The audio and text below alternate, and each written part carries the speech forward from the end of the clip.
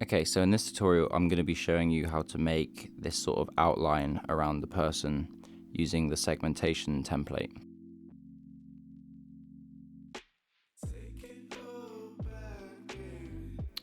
And first we're just going to change the color of the background material to this bright green.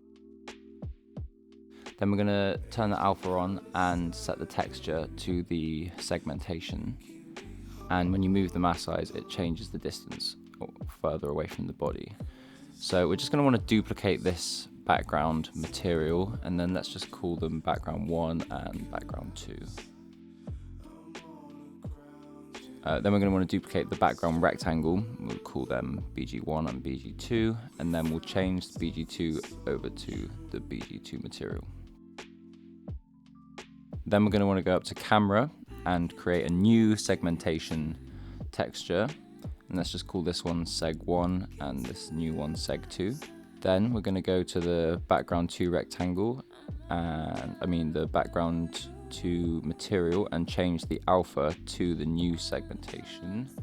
And then once we start playing with that segmentation, we can make it thicker, and then we'll bring this one and the first one down, and we have a nice thick color. And we can control the inside and the outside using these two different ones. So let's actually change these names to outside because it controls the outside, and inside because it controls the inside. Lovely. Okay, so let's just get rid of this and just so it's a plain color. Oh, it's on background 2. Okay, let's get rid of, oops. Okay, let's just get rid of this. Okay, so now we've got a flat color. Next, I'm going to show you how to make it kind of throb, because I want it to have this kind of aura feeling, of this kind of energy field. So we're going to open up a loop animation,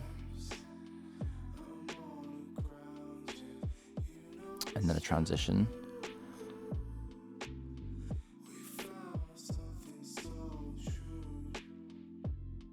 And then we can change the type of transition by clicking here, and we want to do color, and then I'm going to make this loop animation mirrored,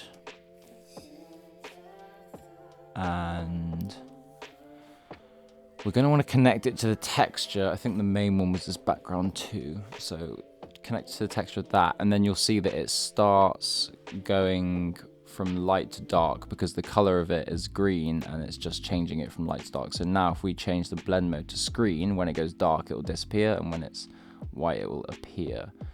So now it's got this kind of pulsating look, which is nice.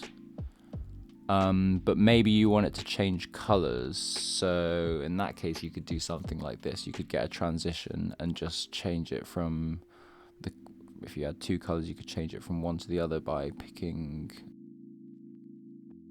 maybe like a pink or purpley kind of, or actually a red, and a pinky purple.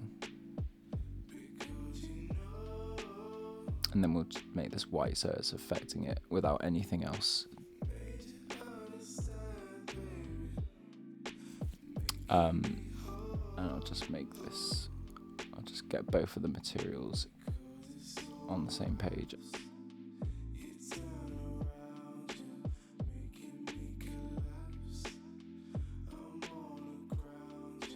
Okay, so now if we connect this one up, we'll start to see the colors will change.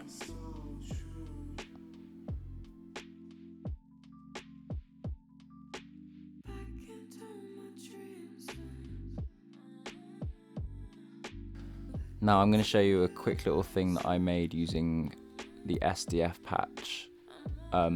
It starts off with a loop animation and then goes into a transition, and then you've got the SDF circle and this transition for the color. And then I've also got this SDF example plane, so if I just turn it on you can see what's happening. Sorry, it's laggy, my computer can't really handle recording and Spark at the same time, but you can see that it's creating this kind of circle and it's kind of orbing out from the circle. So that's the effect that I've got on top of the color, so it kind of looks like it's orbing out from the head.